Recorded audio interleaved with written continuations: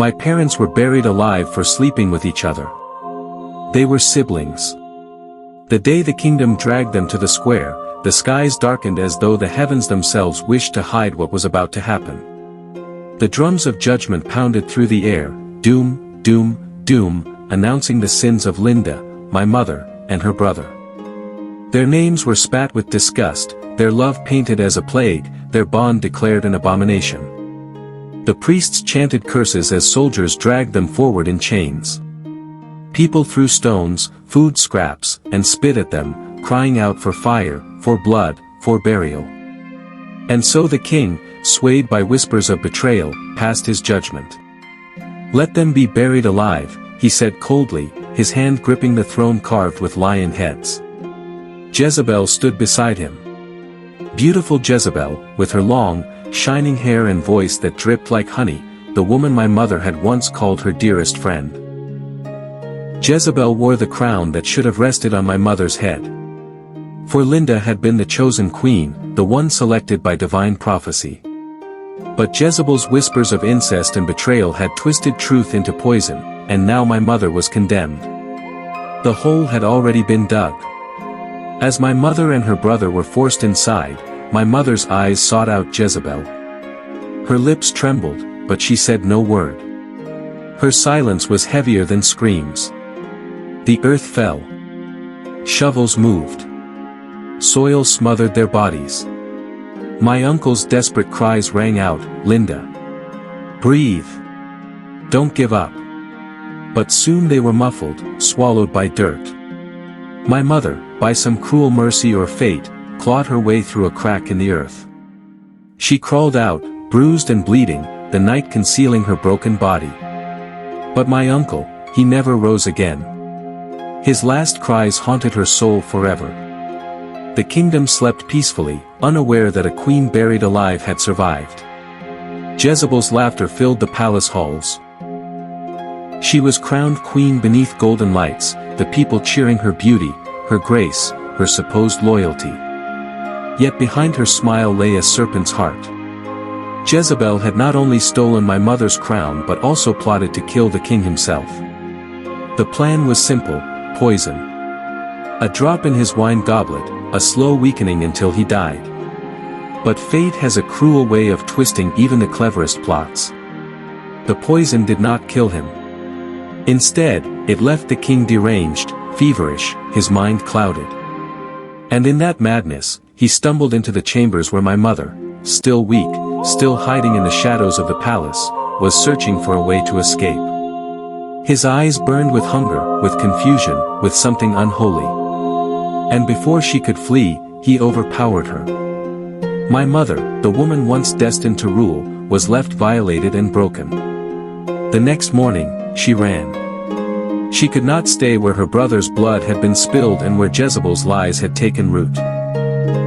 She carried with her not jewels, not riches, but a secret. A child. Me. My mother built her life in exile. Far from the palace walls, in a forgotten village where whispers of royalty were just myths, she raised me with trembling hands and fierce love. She told me stories, of kingdoms, of betrayals, of crowns forged not in gold but in blood.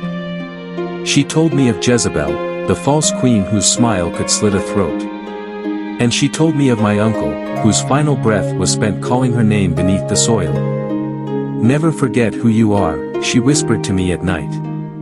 "They buried us, but seeds buried in the earth do not die. They grow."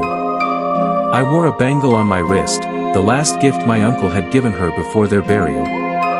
It was plain, bronze and unremarkable to anyone else, but to her, it was memory. To me, it became identity. But Jezebel did not forget. When word reached her that Linda had borne a child, she sent assassins. Shadows crept at our doors, blades glinted in the moonlight. Yet somehow, they never found me. My mother's cunning, her courage, her desperate determination kept me alive. Years passed. I grew strong, wiser than most, hardened by survival. My mother taught me to wield a blade, to hide in silence, to speak with truth even when the world wanted lies. And then, one day, fate came in the form of a prince. The prince was nothing like I imagined. He was tall, yes, with eyes that reflected the storm, but what struck me most was his kindness. When he stumbled upon me in the market, chasing after a thief who had stolen a loaf of bread, I expected him to sneer, to command his guards to punish the boy. Instead, he let the boy go. "Hungry stomachs make thieves of us all," he said quietly. I watched him that day, not knowing he was the prince at first. He laughed easily, spoke gently, carried himself with humility. When I finally learned his name, it was too late, my heart was already his. We met in secret, beneath trees, beside rivers, in the quiet of night. He told me of his dreams to change the kingdom, to end corruption, to bring light to a land ruled by shadows. I told him nothing of my bloodline, for how could I? I was the daughter of scandal, the child of a mother accused of incest, the one Jezebel hunted still. But love does not ask permission. It simply grows.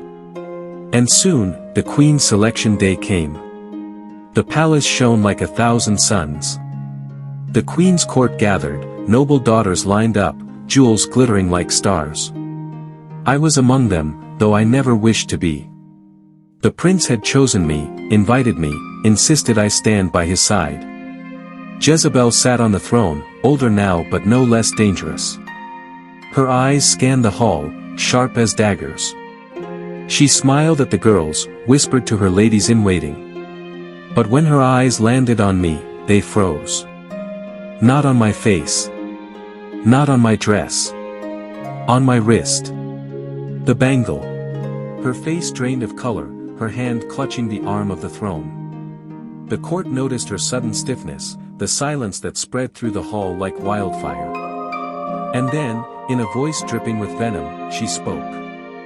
"Where did you get that bangle?" I touched it unconsciously. "It was my mother's," I said. The hall erupted in gasps.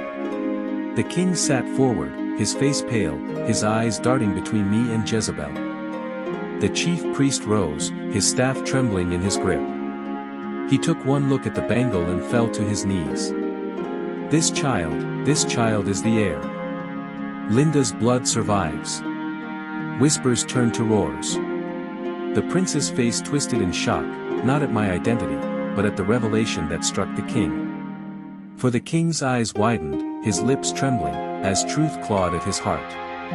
I cannot be the father of the prince," he whispered hoarsely. The hall froze. The ground itself seemed to shudder. And then, from the back of the hall, a voice rose. Strong, clear, undeniable. "I will reveal every atrocity Jezebel has committed." All eyes turned. The kingdom held its breath. And I, standing in the center with my mother's bangle gleaming like fire, knew the time for shadows had ended.